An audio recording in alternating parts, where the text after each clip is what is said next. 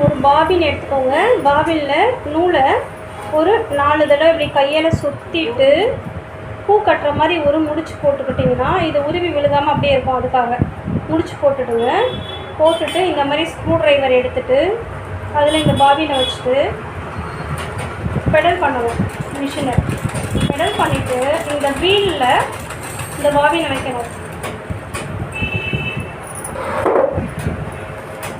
மிஷினை ரொட்டேட் பண்ணிக்கிட்டு இதை சுற்றணும். எங்கே வச்சா பாபின் நல்லா ரொட்டேட் ஆகுதுன்னு பார்த்து அந்த இடத்துல வச்சுக்கோங்க. ரைட் ஹேண்டில் நல்லா அழுத்தம் கொடுக்கணும். லெஃப்ட் ஹேண்டில் த்ரெட்டை பிடிச்சி கொடுக்கணும். உங்களுக்காக கொஞ்சம் ஸ்லோவாக பண்ணி காட்டுறேன். த்ரெட்டை வந்து நம்ம லைட்டாக அப்படி அசிச்சு விடணும். இந்த விரலில் அழுத்தமாகவும் பிடிச்சிக்கணும். ஓகேவா? பிடிச்சிட்டு இதை கரெக்டாக விடணும்.